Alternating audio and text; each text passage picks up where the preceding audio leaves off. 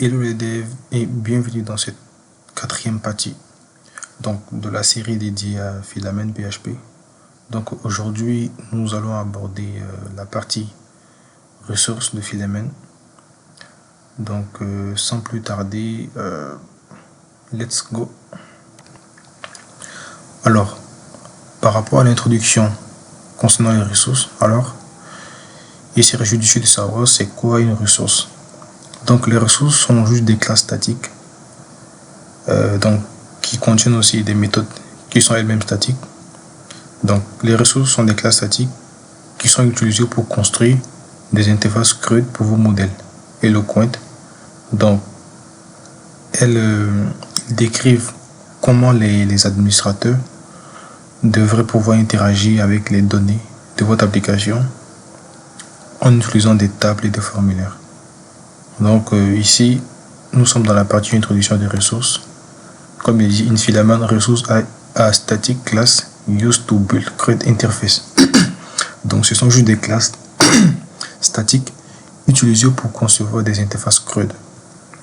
Donc ici, voilà la commande pour pouvoir créer une nouvelle ressource. Donc nous, comme je l'avais dit dans la vidéo précédente, on va essayer de cloner ce dashboard de Filamen là. Donc pour pouvoir illustrer cela, on va essayer de faire ce CRUD là de A à Z afin que vous puissiez avoir une prise en main. Je vais juste survoler ça de façon très brève pour vous montrer là où vous devez chercher et c'est à vous de pouvoir faire le gros du travail. Donc là, on va créer une ressource pour la partie catégorie. Donc je me rends au niveau de mon éditeur de code. Ici, là, à ce niveau. Et je vais nettoyer mon terminal. Donc là, ce que je vais faire, si je me rends à midi ici, tu dois faire un coup de PHP artisan make filament-ressource. Donc je copie la commande. Je copie la commande, puis je la colle. Et là, vu qu'on crée une ressource par rapport à la catégorie, donc je fais catégorie. Et là, je lance la commande. Là, je nettoie. Si je vérifie l'arborescence, normalement, il me dit ici, this will create. Donc, il va me créer ici ce fichier-là. Donc, un dossier app, puis un dossier ressources dans lequel nous avons cette arborescence-là. Donc, on va le vérifier chez nous ici. Quand on vérifie, qu'est-ce qu'on a? On a un dossier ressources, puis on a une catégorie ressources, puis on a le catégorie ressources.php. En fait, c'est ce dossier-là qu'on va toucher le plus. On vérifie les autres, on vérifie le dossier catégorie ressources. On voit qu'on a un dossier page qui contient l'ensemble des pages de notre interface CRUD, à savoir les listes catégories, edit catégorie et CRUD catégorie. Donc pas de surprise, on voit très bien que on a des fichiers standard.crud. Si on visite notre catégorie ressources, c'est ici qu'on va passer la majeure partie de notre temps, vu que c'est là vraiment que se passe. C'est là le cœur de notre ressource. Ici, nous avons une méthode statique qui est le form. Ici, cette méthode statique nous permet juste de pouvoir construire notre formulaire par rapport à notre ressource ou par rapport à notre modèle, ou bien selon la configuration de notre modèle. Ici, nous avons un tableau, une méthode statique encore, qui est un tableau qui va permettre d'afficher dynamiquement notre tableau. Ici, nous avons plusieurs méthodes ici. La méthode colonne qui attend en paramètre un tableau de colonnes. Donc ici, on va lister les différentes colonnes qu'il y a au niveau de notre base de données afin qu'il puisse les afficher.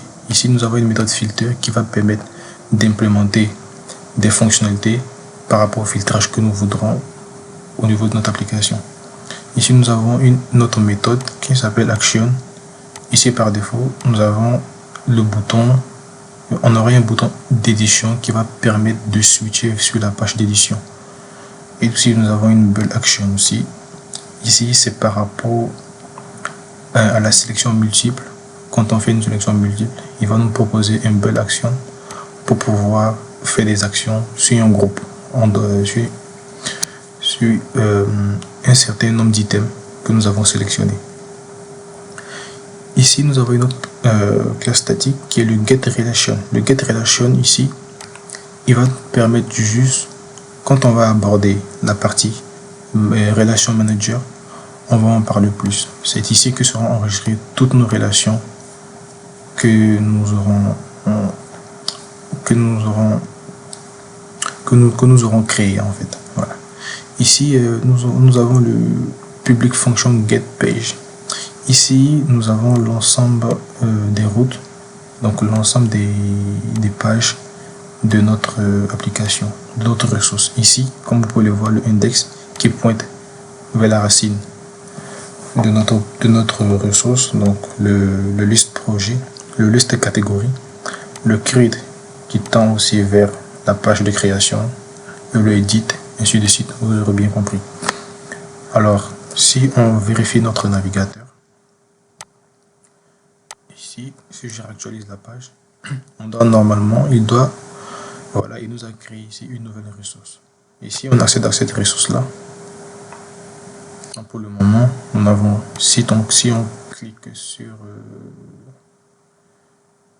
catégorie ici, on n'a pas de formulaire, ce qui est tout à fait normal.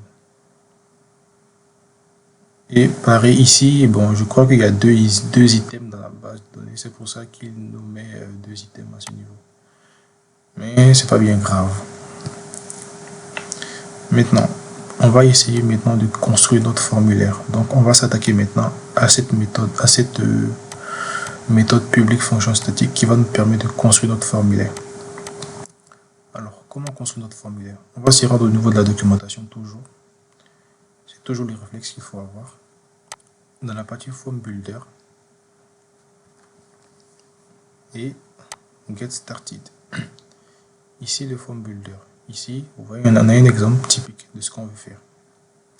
Ici, on a une méthode qui s'appelle Kema. Je ne sais pas comment il faut le prononcer. On a une text input. Donc, pour pouvoir définir un champ de type input, qu'est-ce qu'on fait? Text input, $make, puis le nom du champ. Text input, $make, et le nom du champ. Donc, vous aurez compris. C'est aussi simple que ça.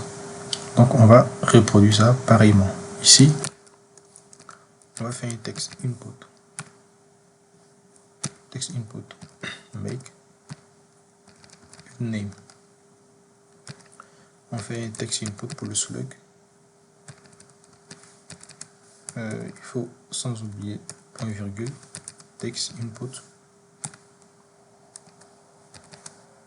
text input, make slug.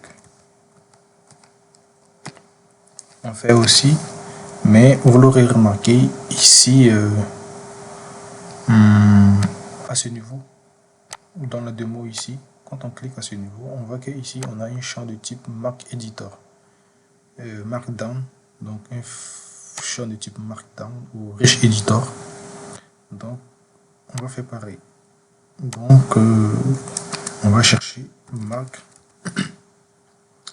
Editor. On fait un make et on va mettre ici une description.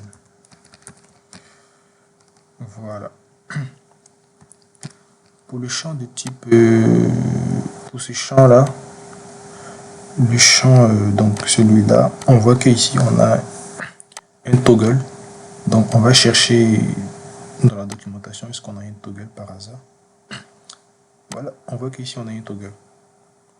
Ici c'est pareil, on fait un toggle $make et le nom du champ. Voilà, c'est tellement facile. Et vous pouvez lire les autres cas qu'il y a ici. Ici, on va essayer de caster ça pour lui dire en fait que notre champ c'est un boolean. Voilà. Donc, on fait pareil. Donc, je fais ici toggle make et je mets is visible. Il me semble que c'est ce qui est dans la base de données. Is visible. Voilà. Normalement, si je me rends au niveau de ma page et je fais new catégorie, il va me rediriger vers la page de création. Et là, j'ai mes éléments. Mais là, vous voyez que c'est pas ce dont nous on a besoin. On a besoin d'avoir un truc typique ici comme ça. Donc, qu'est-ce qu'il faut faire? On voit que ce champ-là, il est assez large. Il prend toute la largeur de son parent. Donc, pour cela, on peut rajouter des attributs à notre text input ou à notre Mark Editor pour pouvoir personnaliser cela. Donc, on a un attribut qui s'appelle column span. Et ici, on va lui dire OK, donc on le met en full, afin qu'il puisse prendre toute la largeur de son parent. Donc, si on rafraîchit la page,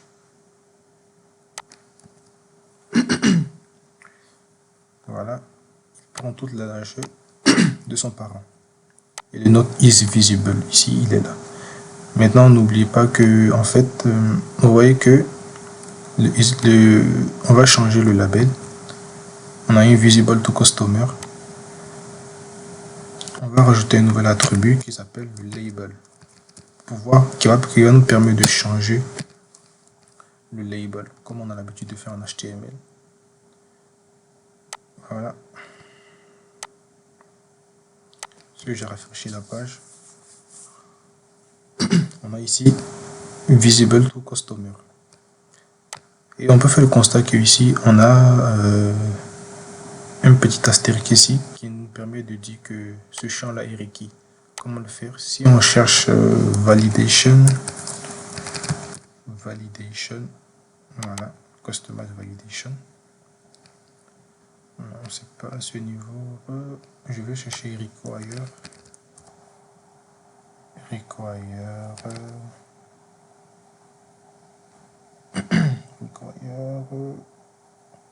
Voilà. Require form builder. Est-ce que c'est là qu'il va? Require. Making. Tout à fait. Require. Ici à ce niveau. Vous voyez que là, on peut dire qu'un champ, est-ce qu'il y a un champ requis ou pas. Donc pour cela, en fait, c'est comme pensez comme si vous étiez en train de customiser votre balise HTML, votre input, en lui rajoutant des placeholders, des requires et tout ça. Donc pour cela, on va rajouter des requires. On va rajouter un require à notre name ici. Puis on peut rajouter même un max length pour dire en fait tu dois faire 255 caractères au maximum. Vous voyez. Maintenant on fait aussi le constat. On voit que ce champ est désactivé. Donc le slug normalement il doit être généré de façon automatique.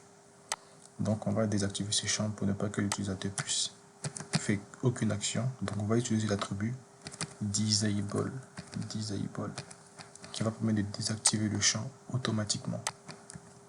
Si on actualise la page, on voit que là le champ est désactivé. Super.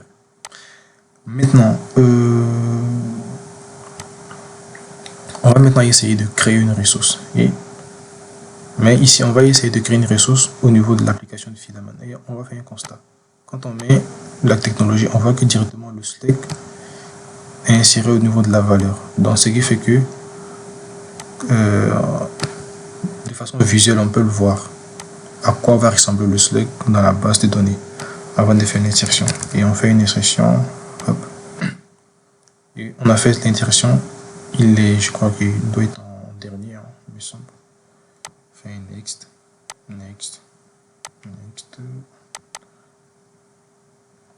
Bon, il doit tellement avoir de ressources, hein, mais bon, c'est pas bien grave. Mais l'insertion a bien marché. Nous, on va essayer, pourquoi pas, vous voyez que là, notre slug n'est pas généré, donc on va essayer de gérer cela. Pour cela, on va se positionner sur notre text input du name. Et on a une méthode qui s'appelle le after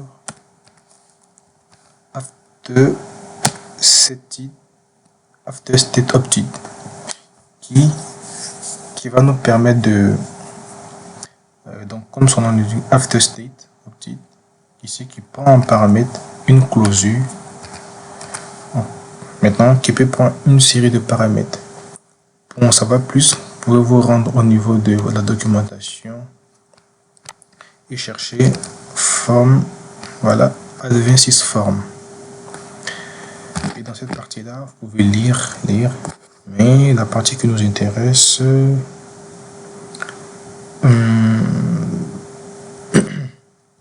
ici, on aura besoin de différents paramètres.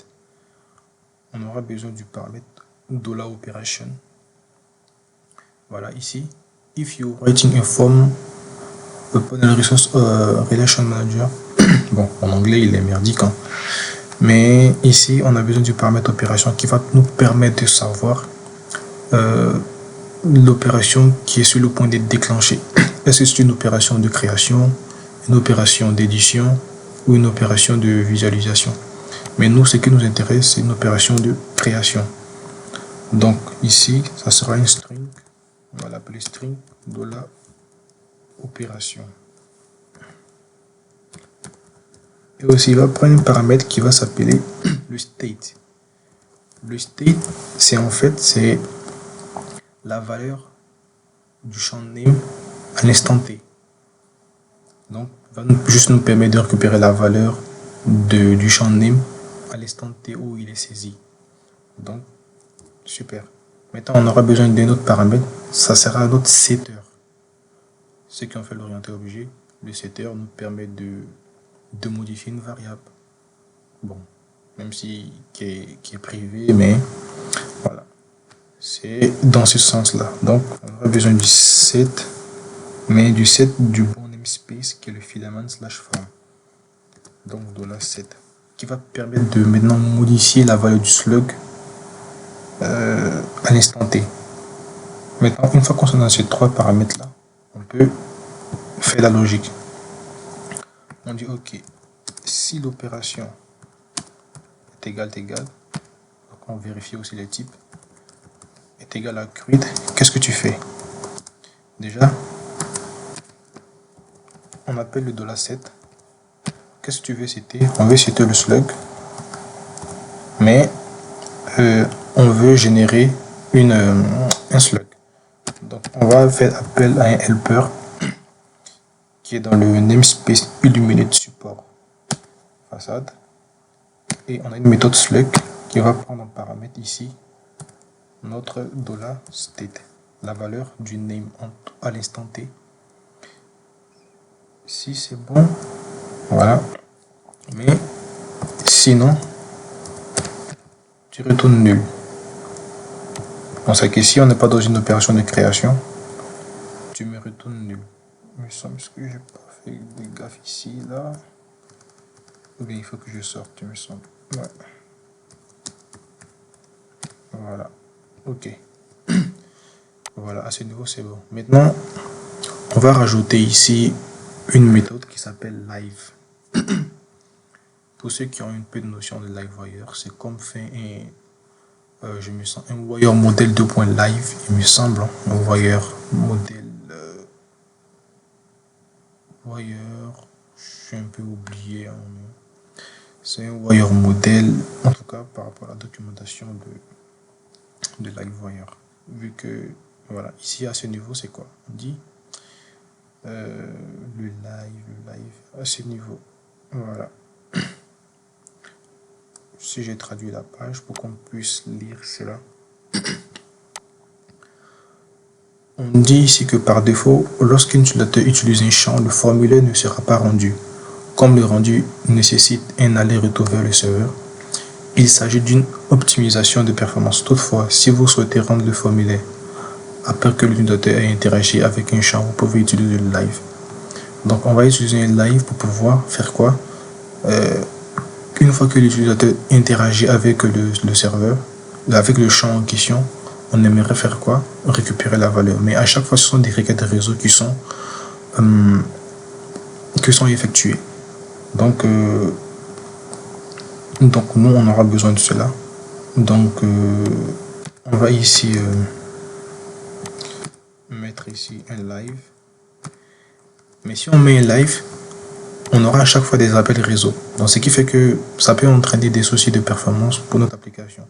Donc pour cela, on nous offre un paramètre qui s'appelle le onBload. On nous dit par défaut, lorsqu'un champ est défini sur live, le formulaire sera rendu chaque fois que le champ est interagi. Donc cependant, cela peut ne pas être approprié pour certains champs, comme l'entrée de texte. Car faire des requêtes réseau pendant que l'utilisateur tape encore entraîne des performances sous-optimales. Vous voyez? Donc vous souhaiterez peut-être rendre le formulaire uniquement après que l'utilisateur a fini d'utiliser le champ. Donc lorsqu'il devient flow, vous pouvez le faire en utilisant le onBload true. Donc ce qu'on va faire nous ici, vous allez comprendre. Donc je fais ça. Quand je mets sur true, tant que l'utilisateur n'est pas sorti du formulaire, le slug ne sera pas généré. Il faudrait que l'utilisateur finisse de saisir pour qu'on puisse récupérer la valeur et maintenant c'était maintenant la valeur de notre slug. Une fois que cela est fait, on va tester maintenant notre slug. Ici, je vais actualiser la page. Si je actualise la page, si je mets par exemple la techno, bon, si je sors du champ, on voit directement qu'ici, notre slug est généré ici. Donc ce qui est super. Maintenant ici, bon, normalement, on peut essayer de créer une catégorie. Je fais create. Et là, on aura une petite surprise, vous verrez. Il me dit en fait que le slug n'a pas de valeur. C'est normal parce qu'en fait, il set la valeur, mais la valeur ne sera pas prise en compte par le champ, par le champ en question. Ça sera comme si on affiche juste un aperçu de ce à quoi va ressembler notre slug. Donc, pour maintenant pallier à cela, on va, donc si vous êtes confronté à cela, ne paniquez pas. Vous vous rendez au niveau de votre, je crois, dossier page dans la partie create catégorie. Et on va redéfinir une méthode qui s'appelle il me semble c'est mutate form data before create. En fait, on va intercepter la data avant que Filament puisse faire la requête pour l'insertion au niveau de la base de données. Qu'est-ce qu'on va dire à ce niveau? On va lui dire d'abord tu retournes la data, pas de problème.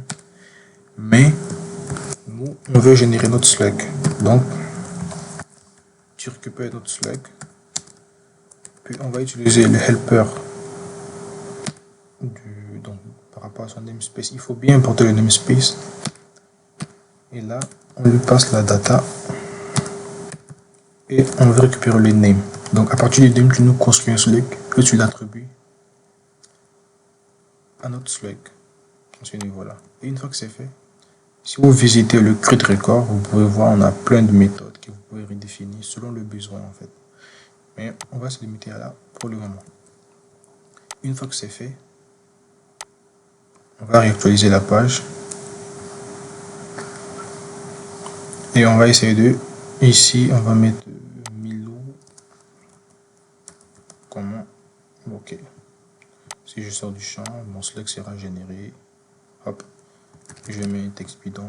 Je mets le visible true. Et là, je crée mon élément. Et là, vous voyez que on m'a dit ici created.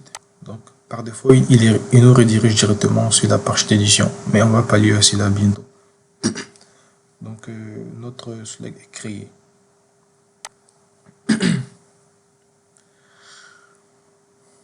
Voilà, vous voyez qu'on a 3 éléments au niveau de notre tableau. Maintenant, on va maintenant ici essayer de personnaliser notre tableau.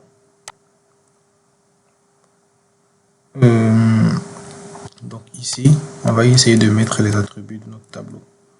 Pour cela, si on se rend au niveau de constructeur de table, Je vais actualiser pour qu'il mette en anglais. Ici, je vais aller dans Get Started.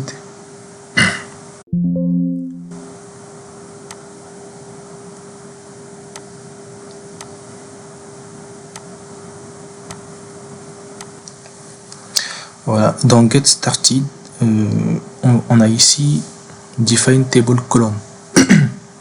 Pour cela, ici, c'est le même principe. On a des méthodes statiques qui nous permettent de construire des colonnes pour notre table. Donc pour cela,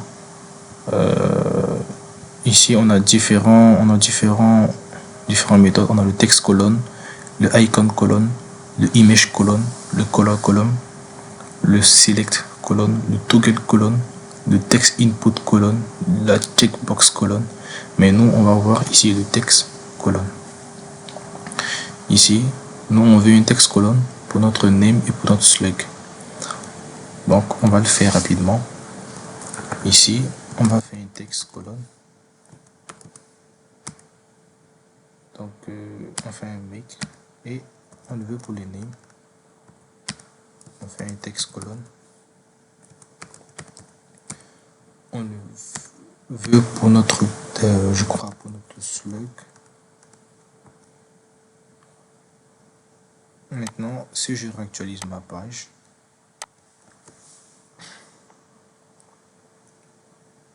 et chaque bams, on voit que ici on a le name et le slug. Maintenant, ici on a besoin pour la visibilité. Donc on voit que on va essayer de voir est-ce qu'on n'a pas quelque chose qui pourrait nous permettre d'avoir ce type de rendu là. On vérifie et là on a un icon column. Qu'est-ce que ça veut dire? Icon columns, vous voyez que là c'est ce genre de type de colonne là. Donc ce qu'on va faire, c'est ici avoir un icons colonne. Donc ici on peut personnaliser selon le choix, mais nous on va rester de façon très simple. Donc nous c'est celui-là qui nous intéresse. Donc je vais copier et je le colle. Donc ne pas avoir de problème de, donc je vais écrire icons colonne.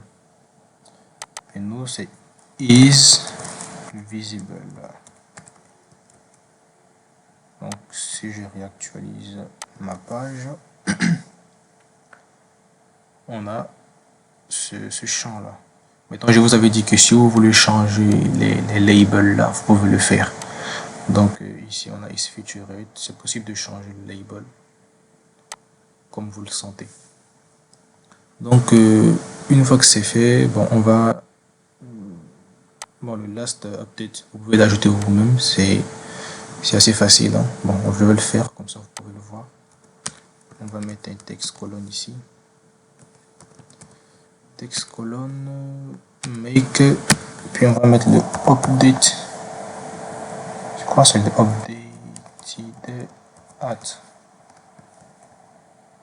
updated at et là je vais réactualiser la page.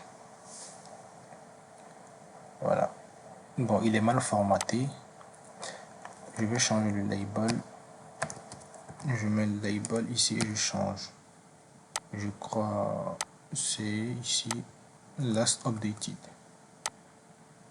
et là je mets. Maintenant on va essayer de formater, on fait un format. Il me semble qu'on a une méthode pour formater la date,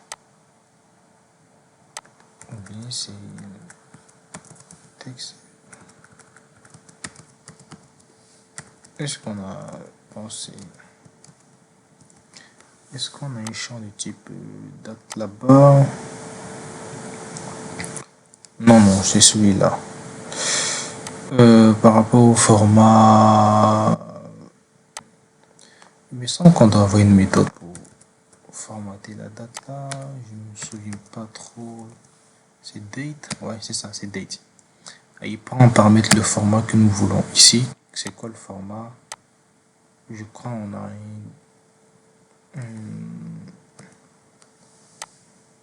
quoi le format? Je vérifie le format que nous avons ici. On a Monft, il me semble. Ok, si je mets M, puis on a le D, je crois bien, puis on a la date, donc hier, je crois bien, qui est exprimé en je crois bien que c'est cela.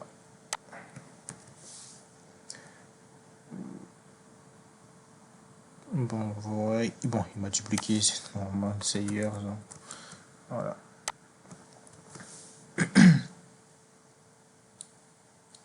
Voilà, on a le bon format.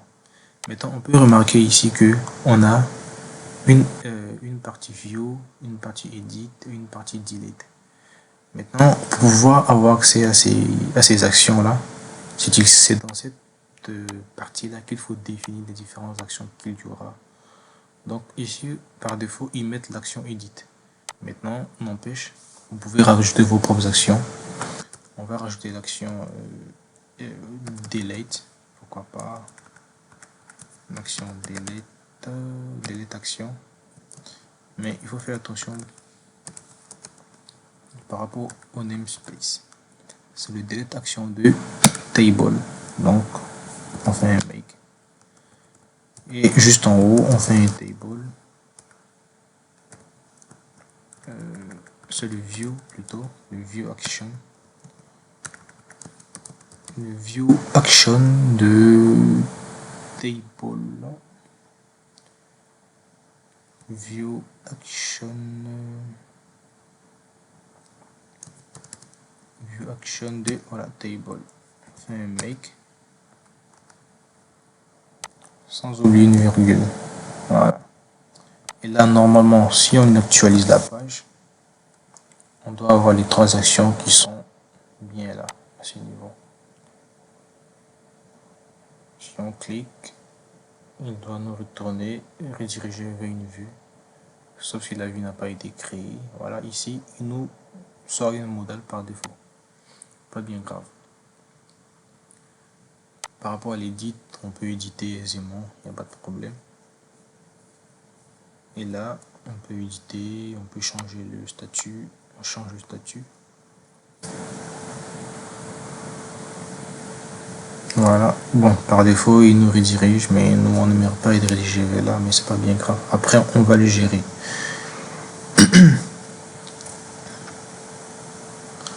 Voilà. Donc là, maintenant, nous, le truc, c'est que, comme on a dit, on veut créer un clone de ce blog-là. Mais ici, nous, on voit que quand on veut créer un blog, c'est un modèle qui nous est affiché. Or, nous, on a une page dédiée à cela. Donc, pour pallier à cela, qu'est-ce qu'il faut faire? Vous vous rendez au niveau de votre catégorie ressources et vous, bon, vu qu'on n'en a pas besoin, on va le supprimer. On supprime les deux vues. Et vous devez vous dire, mais attends, mais tu supprimes les différentes pages, mais comment il pourra afficher le formulaire? C'est là que toute la magie s'opère. Et là, si je actualise ma page, que je vais accéder à la page de création, et hop, vous voyez que là, on a un modèle. C'est-à-dire que par défaut, quand on n'a pas de vue, il gère le formulaire, il gère l'interface des formulaires à travers des modèles. Donc, ce qui fait qu'on a ce modèle-là en question. Donc, j'espère que c'est bien, mais on aurait un petit problème. On va essayer de créer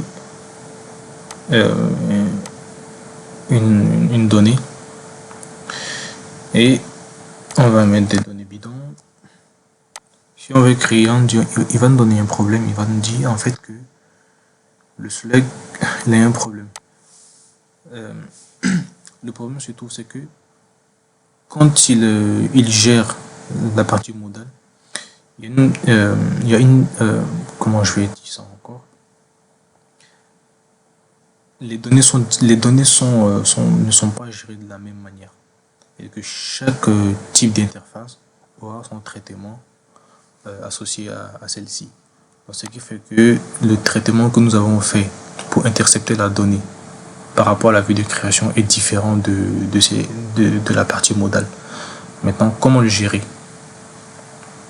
Pour le faire, qu'est-ce que vous rendez au niveau de votre il me semble dans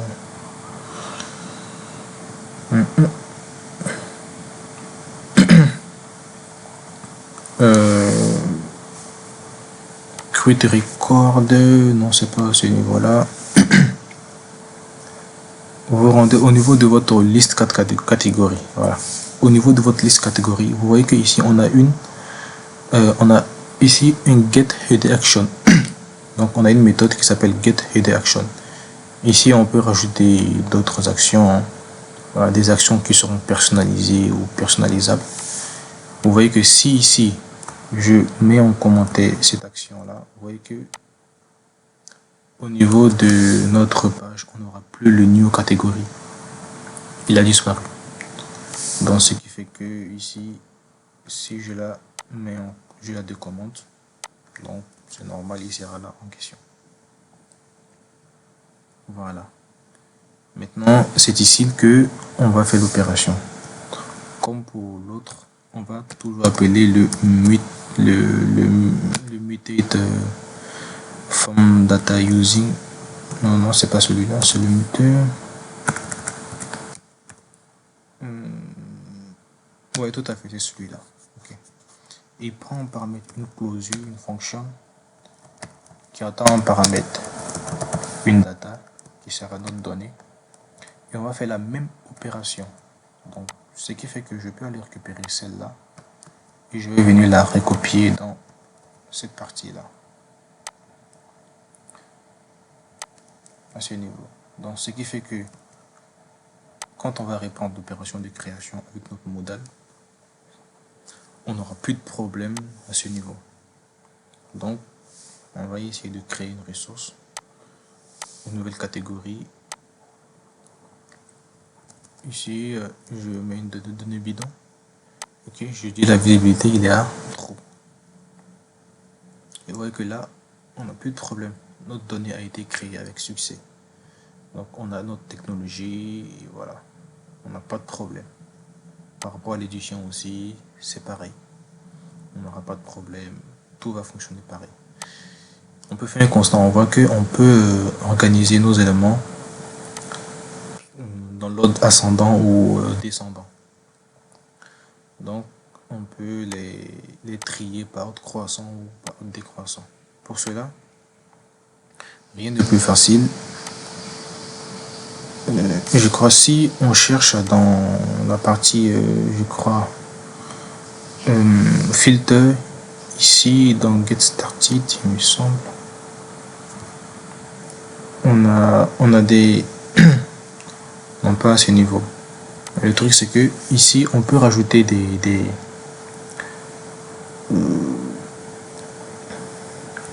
méthodes ici pour que cela puisse fonctionner. Donc sur notre formulaire là, on va rajouter une autre méthode qui s'appelle sortable.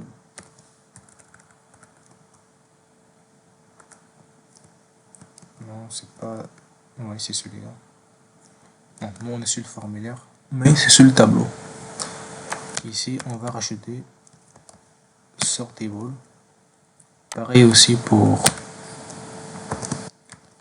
Donc, on rajoute sortable à ce niveau. Donc là, si je réactualise la page, il doit bouger.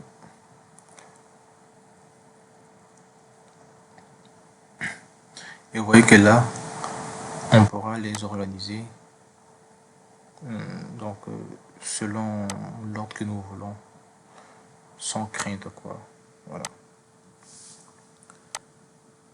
Ok, voilà, étant ce qui est bien. Maintenant, par rapport à la recherche, on voit qu'on peut faire une recherche. Voilà. On peut faire une recherche. Mettons pour cela, qu'est-ce qu'on va faire? On va rajouter notre attribut qui s'appelle le searchable. Le searchable, on le fait pareil pour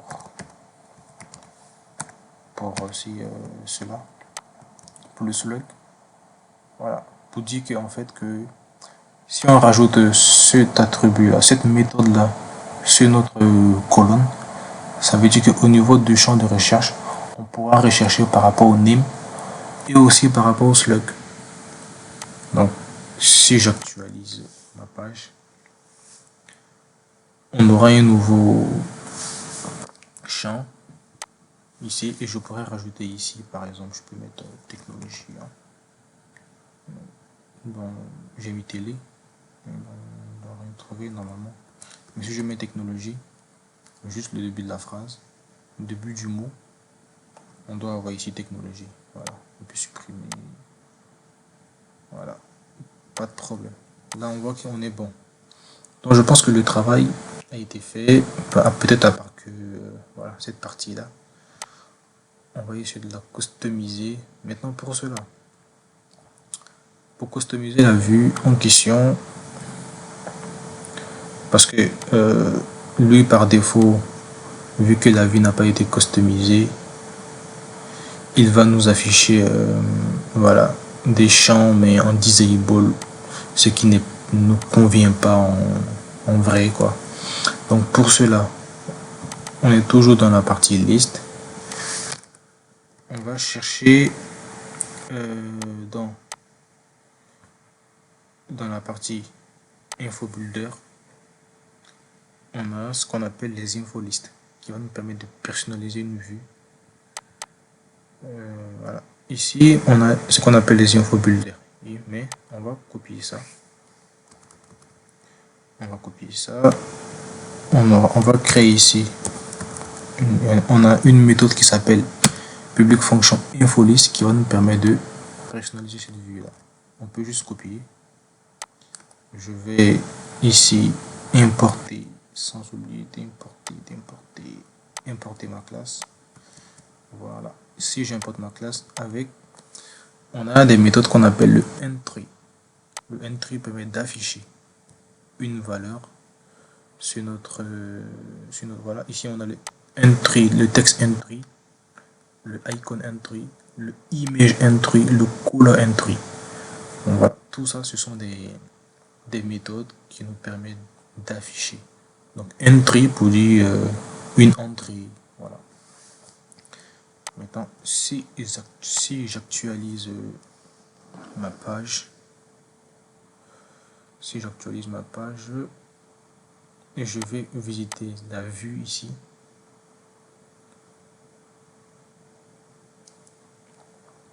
peut-être que j'aurai des soucis, c'est normal parce que je crois que les valeurs n'existent pas. Ici, il faut que je mette un return. Non, c'est pas ici, c'est à ce niveau-là. Il faut que je mette un return. Et là, au lieu de title, je crois que c'est name. Le slug, c'est bon. Si je mets une description, Mettons pour, je crois que c'est icon entry. Hein. Je crois que c'est icon. Non, c'est icon. C'est icon. Icon entry. The make is visible. Voilà. Et là, quand je vais actualiser,